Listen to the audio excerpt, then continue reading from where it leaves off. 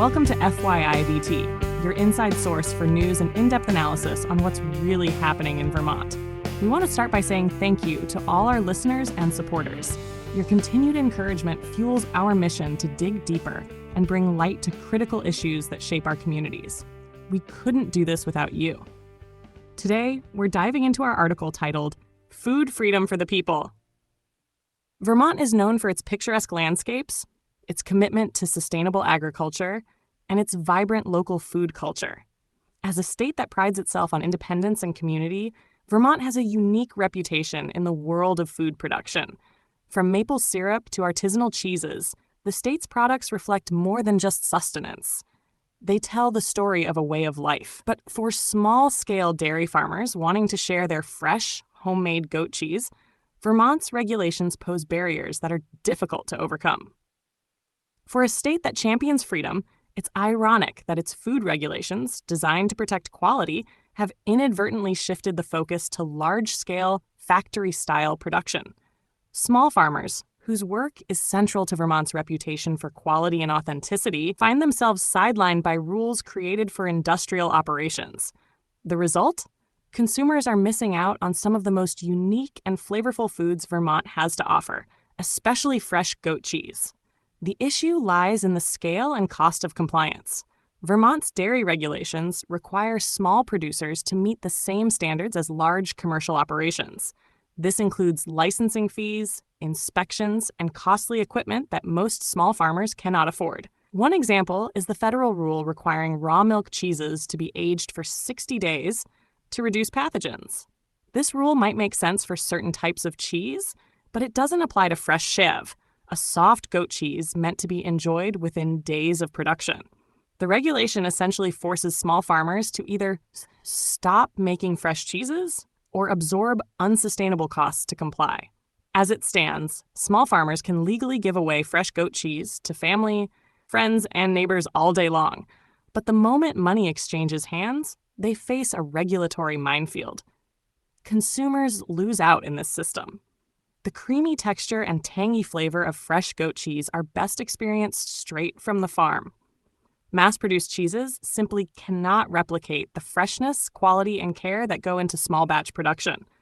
But current regulations mean those treasures rarely make it to market. One argument for these strict rules is to protect Vermont's brand of high-quality food products. Yet, overregulating small farmers in favor of large operations undermines the authenticity that Vermont's brand is built upon. True quality comes from small-scale production, where farmers take great care in every step of the process.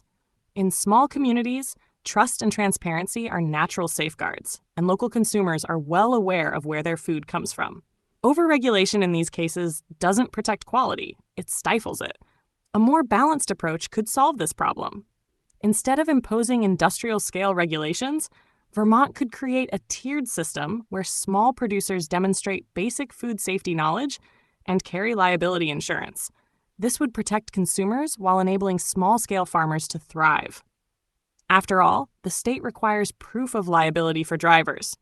Why not take a similar approach for small-scale food production? Some states, like Maine, have adopted food sovereignty laws that allow small producers to sell directly to consumers with minimal regulatory interference. Under these laws, communities decide how their local food systems operate.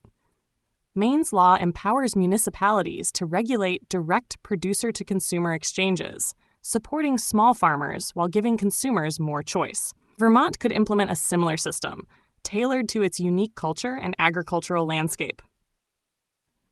Vermont's brand is rooted in independence, quality, and sustainability. If the state wants to protect that legacy, it needs to support the small farmers who embody those values. Introducing a simple, affordable framework for small-scale food producers would preserve Vermont's reputation while giving residents access to fresh, authentic products. Local food production isn't just about economics. It's about culture, community, and freedom. By embracing food sovereignty and empowering small producers, Vermont can lead the way in balancing safety with freedom.